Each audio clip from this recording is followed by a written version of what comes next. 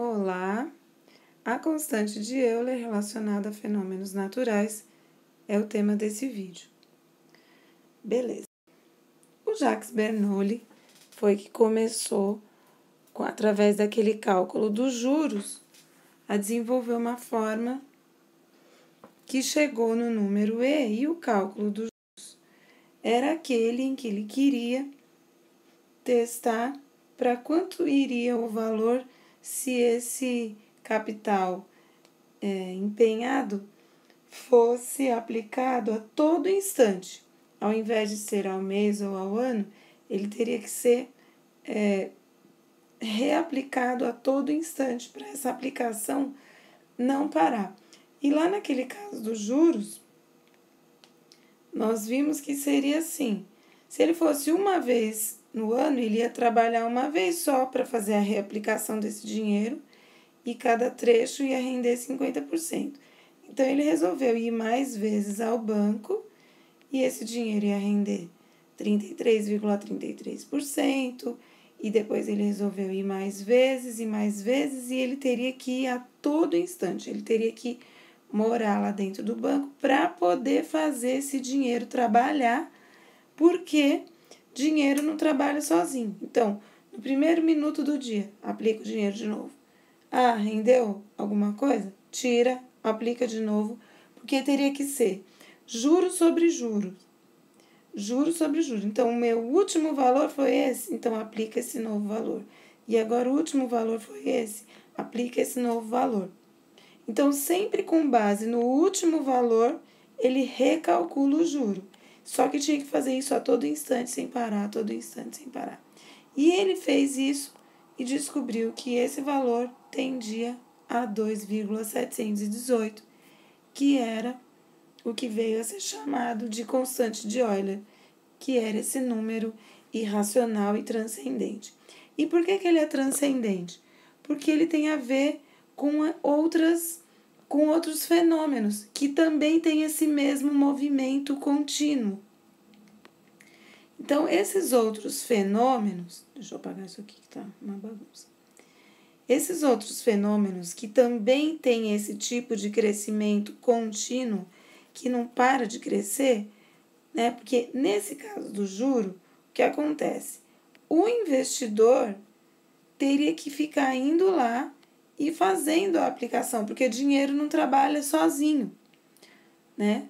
Então, como lá na Bolsa de Valores, tem um monte de gente lá que faz o dinheiro trabalhar, porque dinheiro não trabalha sozinho, né? E o trabalho dessas pessoas fazendo o dinheiro trabalhar é que faz todo esse dinheiro render. Então, o juro, ele não teria como ser trabalhado se não fosse o trabalho das pessoas que estão fazendo ele trabalhar, né? O dinheiro precisa de ajuda, porque ele não se movimenta sozinho. E esse movimento de trabalho contínuo do dinheiro feito por alguém é um movimento muito semelhante que acontece em outras ciências, como, por exemplo, em química. Isso acontece na química com o decaimento radioativo. Por quê? Os átomos, eles trabalham a todo tempo. Eles estão trabalhando para fazer esse decaimento radioativo acontecer, né? Diferente do caso dos juros, porque alguém tem que ir lá fazer o dinheiro trabalhar. Mas os átomos trabalham sozinhos a todo instante, continuamente. E esse movimento é o mesmo que acontece lá no juro. Só que no juro ele é artificial. E aqui, no decaimento radioativo, ele é um movimento automático dos átomos. Naturalmente, eles fazem isso, né? Então, esse número E tem a ver com esse movimento da natureza, no caso da química, decaimento radioativo acontece automaticamente. Não é demais? Por isso que o número E tem a ver com esse fenômeno de decaimento contínuo de elementos radioativos. Quer ver outra coisa? Em física, nas leis de resfriamento, tá? O que acontece? As moléculas fazem troca de calor. E essa troca de calor também acontece sem parar, continuamente.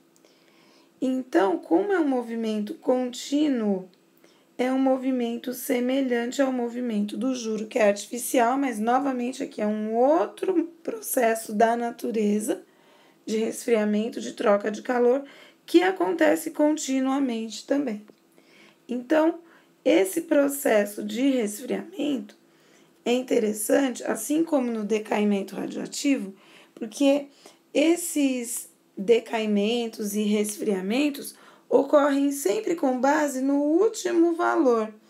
Então, o último valor foi esse, então agora eu vou usar as moléculas, vão se resfriar partindo dessa última temperatura aqui.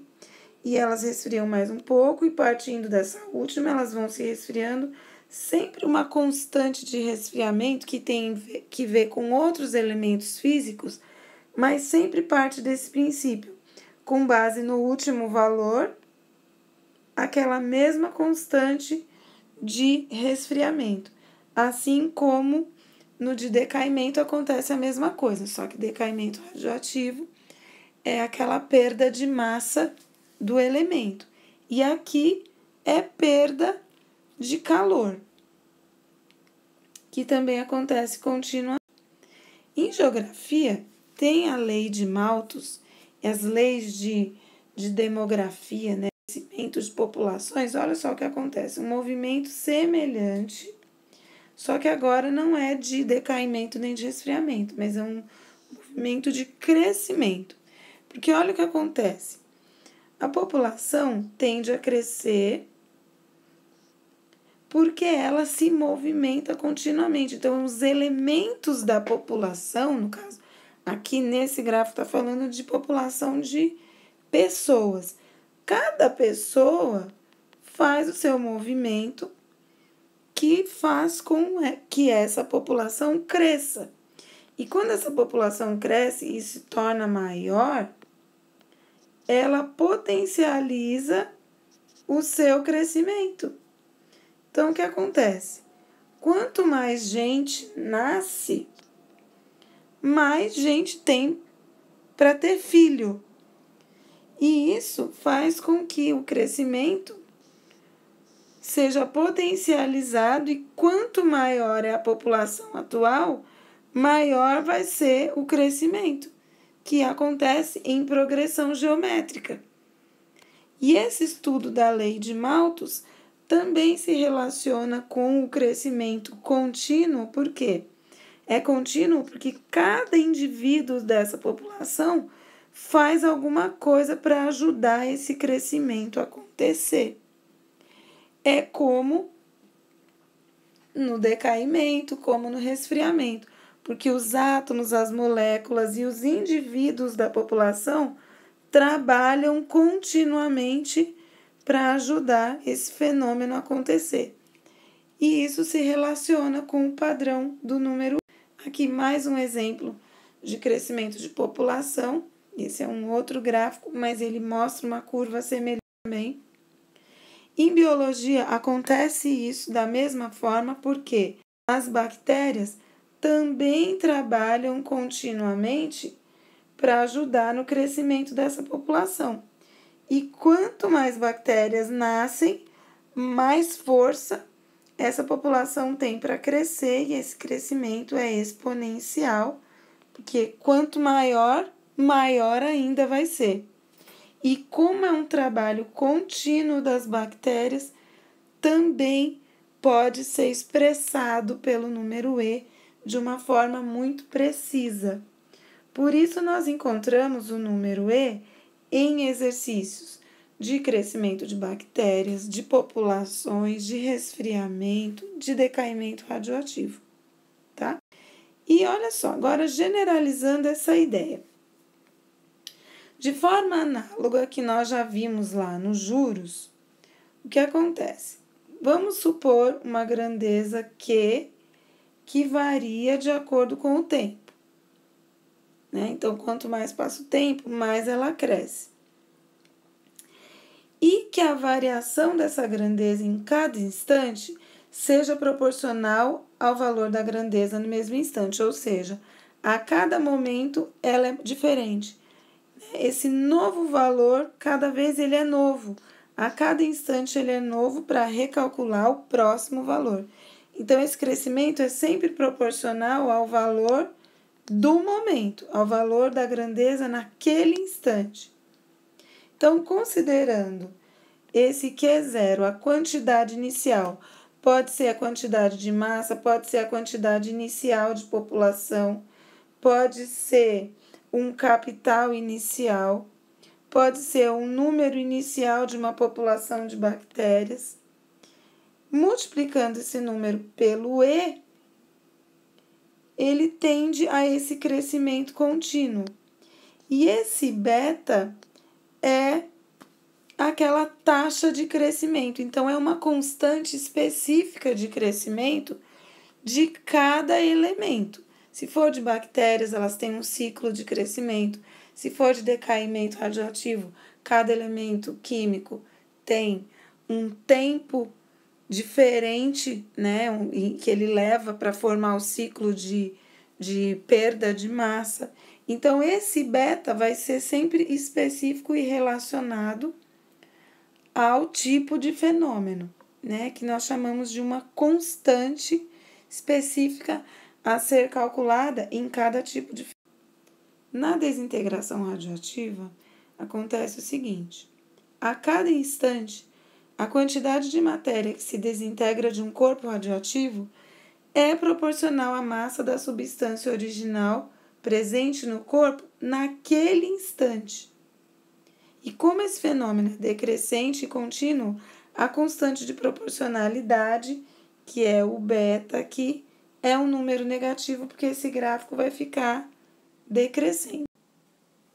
No caso de resfriamento, quando um objeto é exposto a um ambiente mais frio, ele depende da sua massa para ser resfriado ou não. Porque quanto mais massa ele tem, ele é mais forte para conseguir segurar o calor. Né? Quando esse objeto é pequeno, ele tem menos massa, ele tende a ser resfriado mais rápido. Por quê? A lei de resfriamento depende dessa massa, depende da temperatura ambiente, da diferença entre as temperaturas entre o objeto e o ambiente. E como esse resfriamento é contínuo, aparece aqui o E de novo. E como é um resfriamento, então é uma perda de calor, é uma diminuição do calor, também é um gráfico decrescente, e a constante aqui, o beta, também é negativo. Então, gente, é isso aí.